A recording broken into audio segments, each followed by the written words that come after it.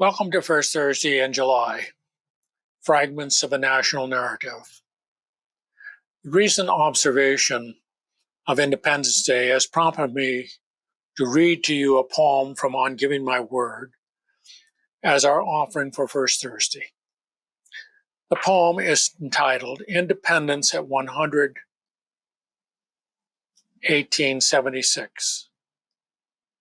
It is found in the chapter Fragments on the National Narrative. The argument of this chapter is that the problem of American life are best understood not as a rash of bad attitude, apathy, or laziness, as is often alleged, but as a loss of a narrative. The claim made here for a narrative in the national life is supported by the argument made throughout the book that narrative is the essential key to understanding life, be it natural, personal, or spiritual. Preaching industry to lazy persons is not likely to prod them into working harder or being more caring or more enthusiastic. These states are, in most cases, symptoms, not causes. Our social strategy for dealing with our current problems seems to turn on the substitution of entertainment and sports for an attempt to find or to restore a national narrative. Reports inform us that younger generations are seeking careers that will allow them to retire when they're 50. Then what? I puzzle at what, if any, narrative is shaping their lives, or if they're just winging it. We of the so-called silent generation were schooled with stories, some of which may have been misleading, but which together guided us in the paths that we chose and caused us to think of them as meaningful, as worthy of being life projects. Tom Sawyer and Huckleberry Finn were familiar stories to us, as was the pragmatism of Mark Twain. The impact of this tradition was multiplied for us by Hal Holbrook and his Mark Twain Tonight. From its debut in 1954 in Lock Haven, PA, to his retirement in 2021, it involved in no less than 2,100 performances, not to mention all the replays that were done. We were bombarded with Twain stories and sayings. Mark Twain, who in fact was a fiction, played an overly large part in our self-understanding.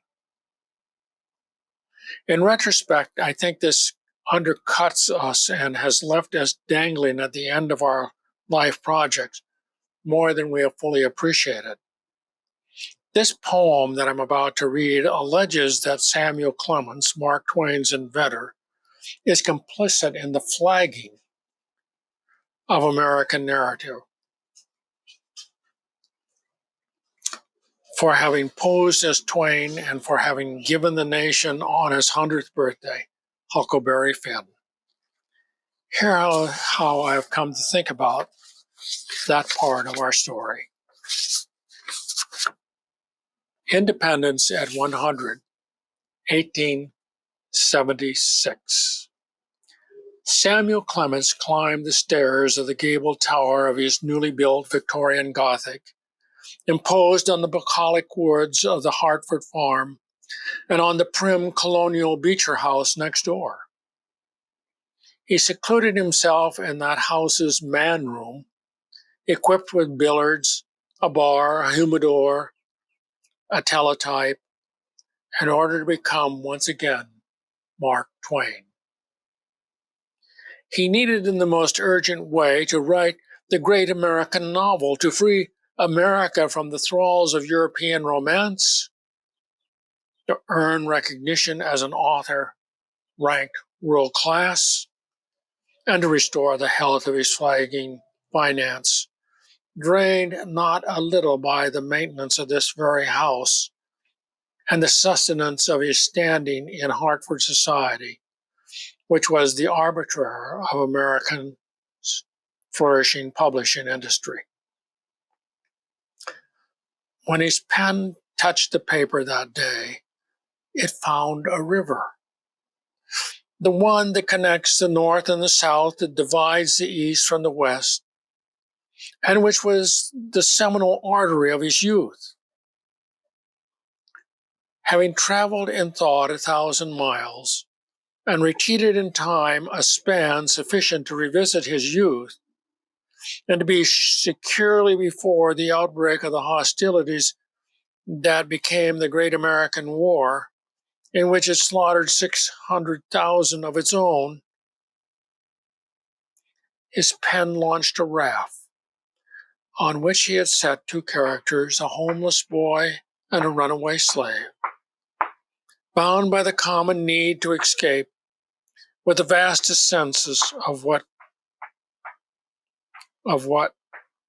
to freedom or self, which seemed at first to go by the name of Cairo. There the raft was to be abandoned and they would go their separate ways. As it happened, which is hard to explain, they missed the turn at Cairo and the northeast way to their destinies. I suppose it was not totally beyond imagination to accept that a boy and a slave might, in some preoccupation or confusion, miss the impact of the Ohio River on the larger, muddier stream of the Mississippi.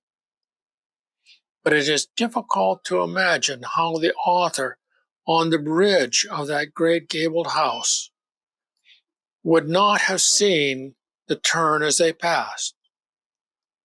This let them drift down the river, where every slave feared being sold, down which the boy had no self to be found, but which the author, given his storied muse, could find an easier course to sound.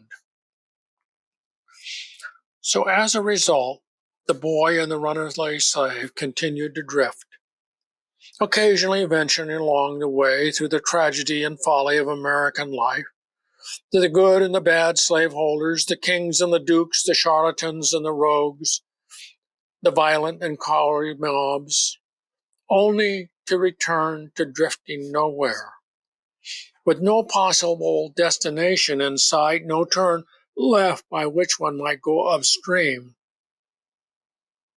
and no way to imagine an ending in a sea beyond this America. Samuel Clements, it seems, realized he had no choice but to return to the story that he thought he had left behind, his youthful adventure of Tom Sawyer.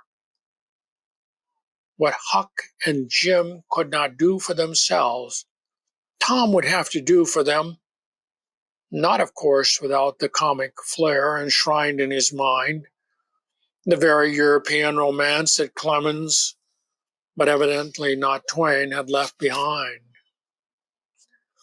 The Sawyer solution would be no less than a tilting of windmills, planned and executed not as La Mancha's knight-errant, with the remnant of an ancient chivalry, but with the bravado of the European romantics of Scott's Ivanhoe, Byron's Childe Harold, or Dumas's Christophe.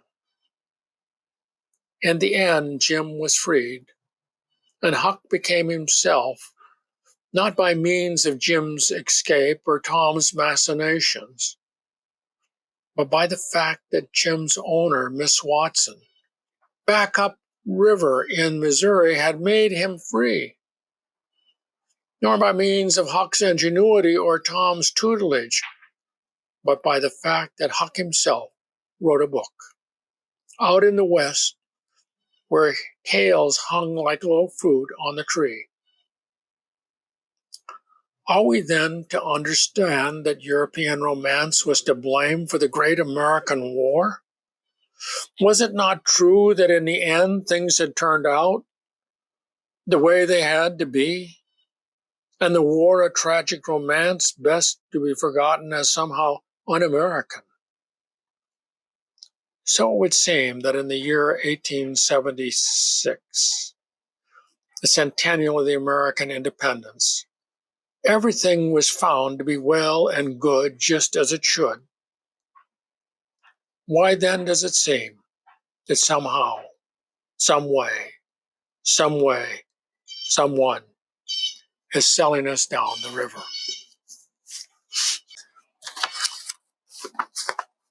So long until first Thursday in August, when we'll visit the garden and take a look at the way On Giving My Word places gardening at the heart of our quest for a narrative.